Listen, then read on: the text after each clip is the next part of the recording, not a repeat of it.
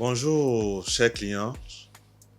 Ici, c'est toujours Monsieur Setognon Wilfried Ficiano, le responsable de SGBI, qui s'occupe de plusieurs prestations, comme vous le savez. Nous avions commencé le décalaminage il y a plusieurs années, depuis 2017.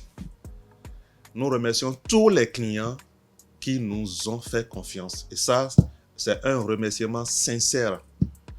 Aujourd'hui, nous allons parler de la consommation d'une voiture. Pour nous, quand nous démarrons la voiture, bon, il faut que ça nous amène là où nous voulons et ça s'arrête là. Mais il y a beaucoup de scénarios qui entrent en jeu. Quand nous mettons le pied sur l'accélérateur, nous sollicitons le carburant.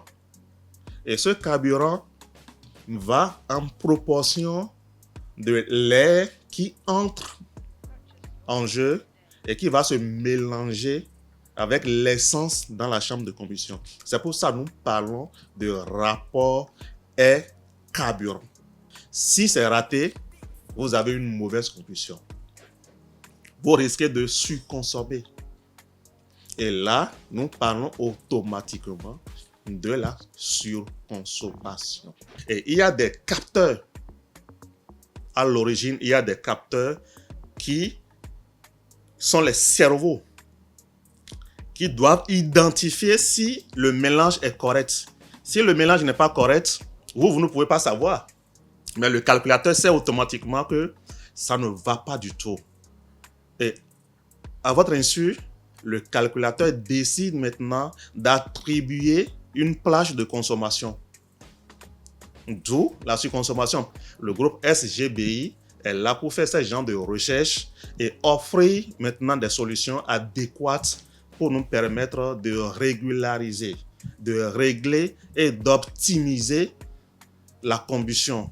Et quand on optimise la combustion au niveau de la chambre de combustion, nous allons faire des économies. Plusieurs personnes se plaignent de la surconsommation du carburant due à l'absence du catalyseur dans leur pot d'échappement. L'absence du catalyseur dans le pot d'échappement change automatiquement les plages de combustion enregistrées dans votre calculateur.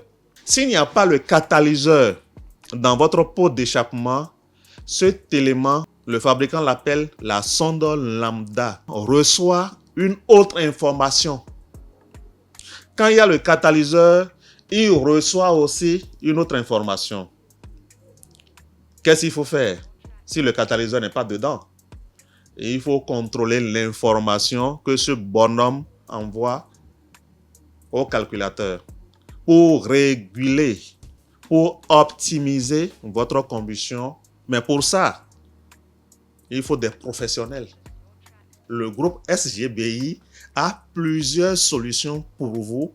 Nous sommes en mesure de faire des diagnostics stricts pour vous permettre de faire une économie de carburant. Pour avoir plus d'informations, veuillez nous contacter sur les numéros qui sont affichés et à l'adresse email affichée. Merci et à très bientôt.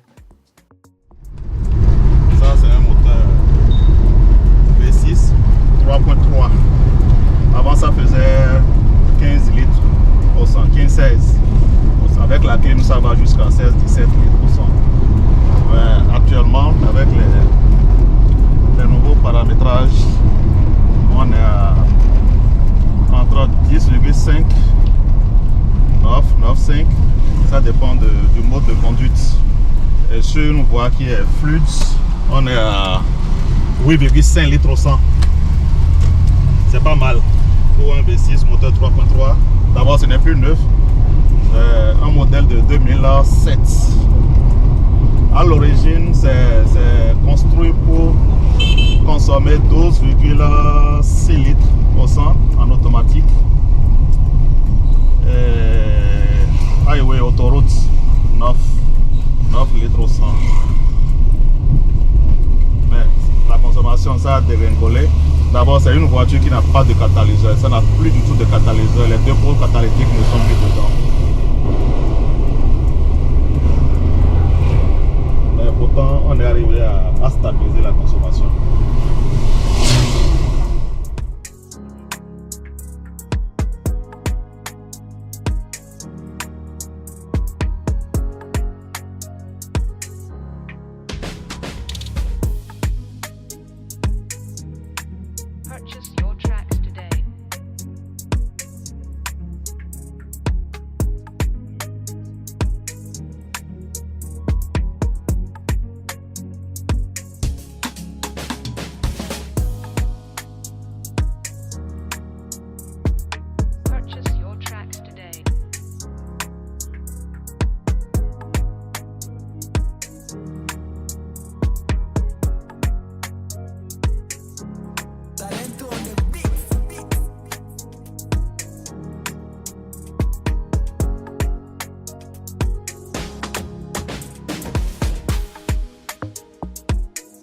your tracks today.